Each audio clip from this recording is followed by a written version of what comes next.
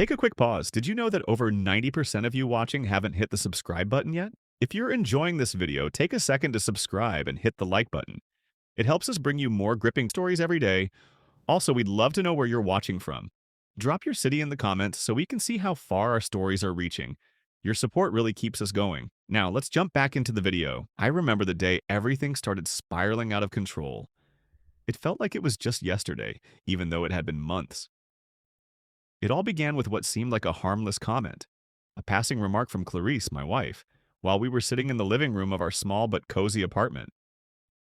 We were married for 4 years and everything seemed stable at the time. At least I thought it was.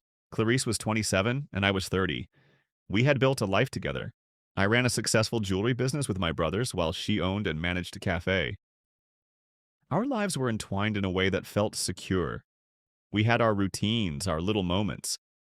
But that comment, that seemingly innocent piece of information, set everything into motion. "There's a new guy at the cafe," she said casually, almost like it was no big deal. "His name's Ivan. He's super interesting." I had no reason to think much of it at first, but then I heard the tone in her voice, a slight lift, an almost imperceptible excitement. It wasn't something I was used to hearing when she talked about regular customers. Sure, she often talked about people she met at the cafe, but this was different. I leaned back on the couch trying to sound casual. "Interesting, huh? What makes him stand out?" I asked, although I already knew my tone was sharper than I meant. Clarice's eyes lit up as she spoke about him. "He's from Serbia, tall, blonde, and he's just charming. He has this mysterious vibe, like a character from a novel." She went on, telling me about his deep interest in Western literature, Tolstoy, Tolkien, and his desire to build a new life in the United States. I listened, trying to keep my face neutral, but inside something twisted. The knot in my stomach grew tighter with each word she said. There was something about the way she talked about him, something that felt off, but I didn't want to admit it to myself. "That's nice," I said, even though I didn't feel nice. "It's always good to meet new people." The conversation drifted to other topics, but my mind kept returning to Ivan. Who was he? What was it about him that made Clarice's voice tremble with excitement when she spoke of him? I tried to push those thoughts aside. After all, we were married. I trusted her, or at least I thought I did. But the more Clarice mentioned Ivan over the next few days, the more I felt something change. She seemed to talk about him all the time, little details about his life, his opinions, and their discussions. She even started talking about him like they were old friends. It was as though Ivan had quickly become a fixture in her life. And every time she mentioned him, I couldn't shake the feeling that something was slipping through my fingers. It was strange. I wasn't a particularly jealous person, but this was different. I tried to dismiss the feeling, but it nagged at me. Maybe it was nothing. Maybe it was just me being overprotective. But deep down, I knew something wasn't right. One evening, about 3 weeks after Clarice first mentioned Ivan, I decided to stop by the cafe unannounced. I thought it would be a nice surprise. Maybe I'd bring her some flowers, make up for the times I had been too distracted with work, too caught up in the jewelry business. I picked up a small bouquet of tulips from the street vendor and headed to the cafe. It was late afternoon, and the place was its usual mix of people: college students studying, others lost in their laptops, and the usual regulars sipping coffee. As I stepped in, I noticed Clarice behind the counter, smiling as she greeted her customers. My heart swelled, a feeling of pride for everything she had built. But that feeling quickly evaporated when the door swung open behind me. A man walked past me, tall with broad shoulders and neatly styled blonde hair. I glanced at him, just a quick glance, but my stomach tightened. It wasn't just that he was good-looking, it was something about the way he moved. Confident, comfortable, almost as though he knew he belonged here. And then, as if on cue, he walked right up to Clarice. "Clarice," he said, his accent thick and unmistakable, "you left your phone in the back room." He held up her phone, and the way she looked at him, it wasn't just gratitude. There was a warmth there. Something familiar, something more than friendly. She smiled brightly. "Oh my God, thank you, Ivan." I was looking for that. You're a lifesaver. I stood frozen. The knot in my stomach was now a fist, and I couldn't tear my eyes away from them. The way she smiled, the way she looked at him, it made my chest tighten with something I couldn't fully explain. I cleared my throat, finally managing to speak. Hey, honey, I said, stepping forward. She turned, surprised to see me. Oh, hey, she said, a little flustered. You didn't mention you were dropping by? Ivan, standing nearby, looked at me, his expression neutral, though his lips curled into a polite smile. Hello, he said, his voice low but with that same Eastern European accent. I'm Ivan. Pleasure to meet you. I extended my hand, forcing myself to be civil. Pleasure to meet you, too, I said, trying to sound casual. But everything felt off. I could feel the tension between us, a silent competition that neither of us acknowledged. Not directly, at least. Clarice gestured between us. Ivan, this is my husband. He helps me with the cafe stuff. And, babe, this is Ivan, the guy I've been telling you about. Ah, I said, my voice too tight. So you're Ivan. I've heard a lot about you. His smile didn't change. Your wife is very kind, he said. She makes the best cappuccino in all of the city. I smiled back, but it felt hollow. As I stepped back, Clarice reached across the counter and touched my arm. I'm kinda busy right now, she said, her tone light. But thanks for the flowers. I'll see you at home. She kissed me quickly on the cheek, and just like that I was dismissed. The truth stung more than I could have ever imagined. I stared at Clarice, my mind still reeling from what I'd uncovered. It was hard to process that she had been betraying me all this time, and even harder to hear her justifying it. Her words hit me like a heavy weight. You've become so obsessed with controlling me, she said, her voice trembling with both anger and bitterness. Maybe if you'd paid attention to what I needed, I wouldn't have gone looking for someone who actually made me feel seen. The irony was not lost on me. She was accusing me of controlling her when she had been controlling me with her lies and secrecy. I felt as though I were standing on the edge of a cliff, looking down at a life I thought was real, only to realize it had all been an illusion. I shook my head, trying to make sense of it all. You really think this is my fault? I asked incredulously, my voice barely above a whisper. I didn't ask for you to cheat. I didn't ask for any of this. All I ever wanted was for us to have a relationship built on trust, respect, and honesty. Her lips curled into a bitter smile as though she didn't care. Trust? Respect? You don't get it, do you? She spat. You thought you could just control me, keep me in this little box you created? You were never there, not really. You were too busy with your jewelry business to even notice I was slipping away. Her words stung, but they also made me think. Had I been neglecting her? I had always been so focused on building my business, on keeping the family business going, that I had neglected her needs. But none of that justified what she had done. We're both at fault here, Clarice, I said, my voice breaking slightly. I know I wasn't the perfect husband, I admit that, but you... I paused, struggling to find the words. You betrayed me. You lied. You had an affair with someone behind my back and you thought you could just get away with it. Clarice's face softened for a moment, the anger in her eyes replaced with something darker, guilt, but only for a second. It was gone as quickly as it came, and in its place was defiance. I didn't think I could get away with it, she said quietly, almost as if she were talking to herself. But I didn't know how to fix things. You made me feel invisible, I was lonely, and he actually listened. He understood me in a way you never did. The admission hit me like a slap in the face. All this time I had thought I was doing everything right, that I was providing for her, for us. But what good was all that if I wasn't emotionally available, if I couldn't even see the cracks forming in our relationship? I stared at her, my mind spinning, trying to piece together everything that had happened. So this is what you needed? I asked, my voice rising. You needed someone to listen to you? To make you feel important? Well, I'm sorry if I wasn't the perfect husband, but I never thought I'd have to compete with another man for your attention. She crossed her arms, the bitterness in her tone growing. Don't pretend like you were the perfect husband. You think I haven't seen how you look at me? You think I haven't noticed how you shut me out? You were always too busy with the business, too busy with your brothers. You never had time for me. You never cared to notice how lonely I was. I felt the guilt seep in, but I couldn't let her blame me entirely. I've always been trying to provide for us, Clarice. I've always worked hard.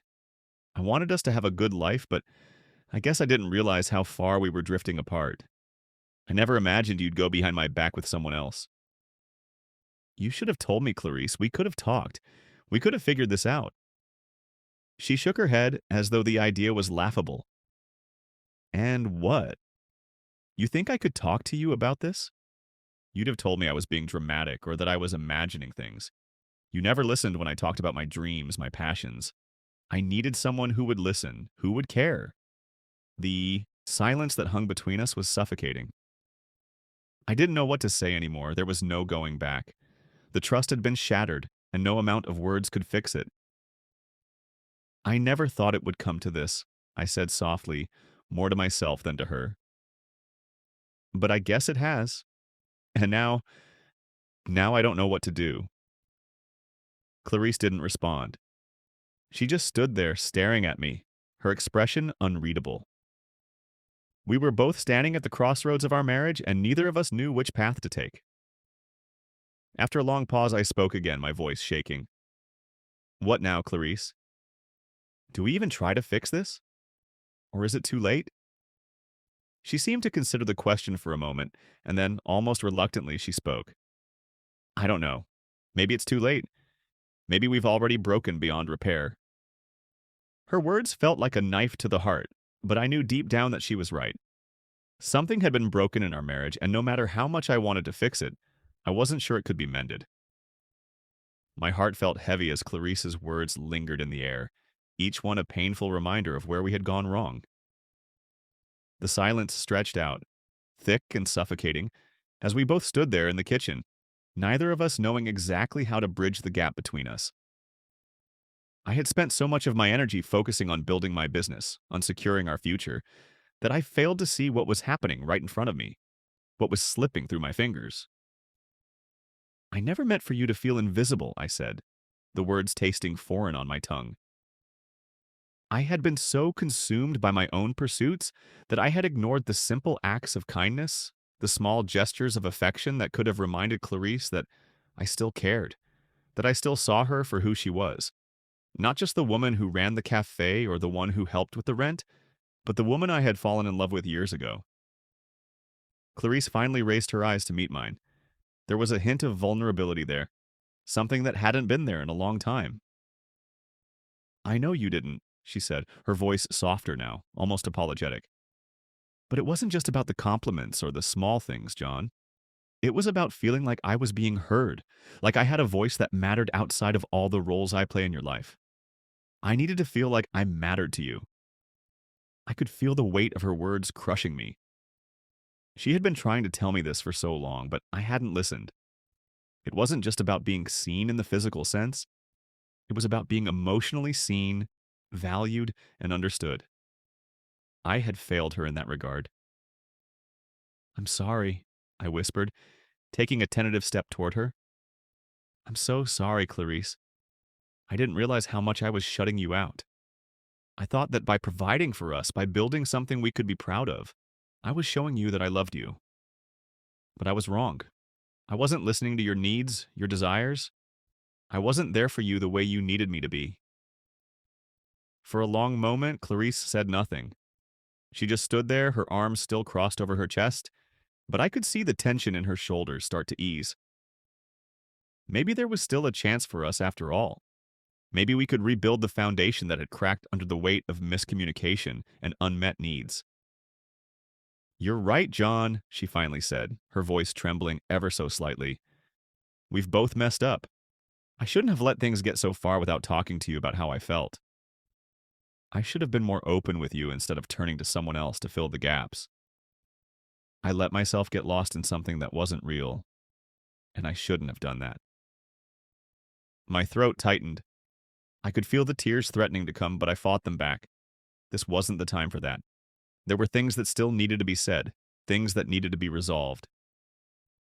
I understand, I said, the words feeling sincere this time, unclouded by defensiveness. I know I can't change the past, but I want to do better. I want to be the husband you deserve, Clarice. I want to be the partner who listens, who shows up, who makes you feel like you matter every single day. She met my gaze, and for the first time in what felt like forever, I saw a flicker of hope in her eyes. It was small, but it was there. Maybe this wasn't the end. Maybe, just maybe, we could find our way back to each other. But I knew that rebuilding our relationship wouldn't be easy. It would take time, effort, and a lot of work. We would have to be vulnerable with each other, something neither of us had been in a long while. We would have to confront the mistakes we had made and the things we had ignored. But the fact that we were standing here, acknowledging our faults, meant that there was a chance for healing. I don't expect everything to go back to normal overnight, I said, my voice steadier now. But I'm willing to put in the work, if you are. I want us to be better, to be more than we were before, and if you're willing to give me another chance, I'll spend every day trying to show you that I can be the man you deserve. Clarice stood there for a long time, her gaze searching mine. Then, slowly, she nodded. I'm willing to try too, John. But it's going to take time. We both have to do the work together. I let out a breath I didn't realize I was holding. It wasn't a perfect solution, and I wasn't naive enough to think that everything would be smooth sailing from here on out. But it was a start, a new beginning. As we stood there in the kitchen, the tension between us had lessened, replaced by a tentative sense of understanding. We didn't have all the answers yet, but for the first time in a long time, we were on the same page, both willing to try again. We'll figure it out, I said quietly, taking her hand in mine. Together. And for the first time in a long while, I believed it. As the days went by, the tension that had once felt all-consuming began to dissipate. Clarice and I, though still walking on shaky ground, found ourselves learning how to communicate with each other again. It wasn't easy. Old habits die hard, after all. But we were making progress, one step at a time. I had always thought that love was about grand gestures, about buying the perfect gift or planning the perfect date. But I was beginning to understand that real love, the kind that lasts, was built on the quiet moments, the little things that said, I see you. And it wasn't just about me trying to make up for past mistakes. It was about us both finding a way to move forward together, with honesty and mutual respect. I started paying more attention to the things Clarice enjoyed, the books she talked about with such passion, the small details she loved about her cafe, the way she smiled when she received a compliment. I made an effort to notice her, to really see her again, beyond the roles she played in our lives. I began surprising her with simple things like bringing her favorite pastries from the bakery down the street, or picking up a book she had been eyeing at the local bookstore. It wasn't much, but it was a start. Clarice, for her part, seemed to appreciate my efforts. She was still guarded at times, understandably so, but there were moments when I could see the spark that had drawn me to her in the first place. When she laughed at something funny on TV, or when we shared a quiet evening together, reading side by side. Those moments reminded me of the connection we once had, the bond that was still there, buried under all the hurt and misunderstandings. One evening, after dinner, Clarice turned to me as we were cleaning up the dishes. You know, I've been thinking, she began, her voice thoughtful, about everything that happened with Ivan and everything we've been through. She paused as if choosing her words carefully. I never really took the time to ask you how you were feeling, John. I was so caught up in my own emotions and frustrations that I didn't stop to consider how all of this affected you. I stopped wiping the counter, looking at her. She was gazing at me with a mixture of concern and sincerity, and I could tell that she meant it. This was the kind of conversation we needed to have, the kind of honesty that had been missing for so long. I appreciate you saying that, I said quietly, setting the dish towel aside. I think we both got lost in our own worlds, didn't we? I was focused on my work, and you were focused on your cafe, and somewhere along the way we forgot how to be there for each other. Clarice nodded. Yeah, I think we both just assumed the other person would always be there without realizing that we both needed more than just being there. We needed to connect. Her voice softened. I guess I got too wrapped up in the excitement of someone new showing interest in me, someone who actually listened to me talk about books the way I wanted. But that doesn't excuse how I handled things. I should have talked to you about it instead of letting it spiral. I stepped closer to her, reaching out to gently hold her hand. I should have been better at seeing what you needed too. I should have been more present, more attuned to how you were feeling.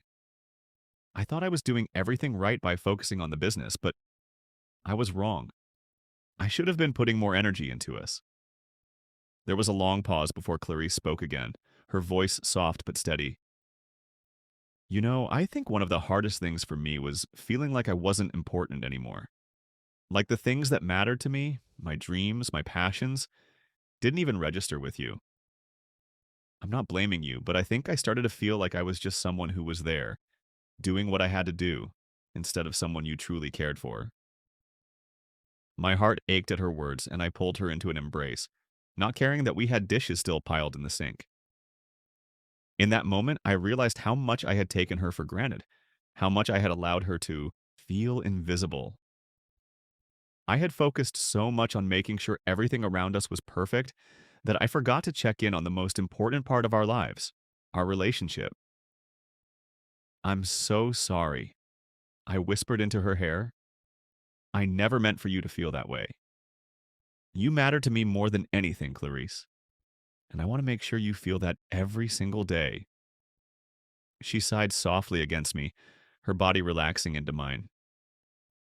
I believe you, she said quietly, and I want to believe that we can get through this, but it's going to take time. We both need to be patient with each other. I nodded, knowing she was right. There were no quick fixes to the problems we'd created, no shortcuts back to where we had been. But for the first time in a long while, I felt a sense of peace, knowing that we were on the same page, both committed to doing the hard work of rebuilding what we had lost. In the weeks that followed, we took things one day at a time.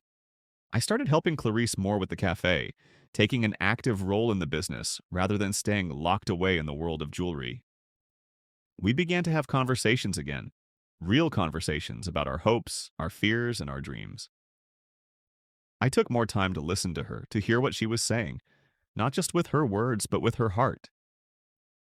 Clarice, in turn, made an effort to be more open with me. She stopped hiding behind walls of frustration and began to share more of herself with me, her hopes for the future, her struggles at the cafe, and even her insecurities. It was hard at first. We had both built up so many walls over the years that tearing them down felt like a monumental task.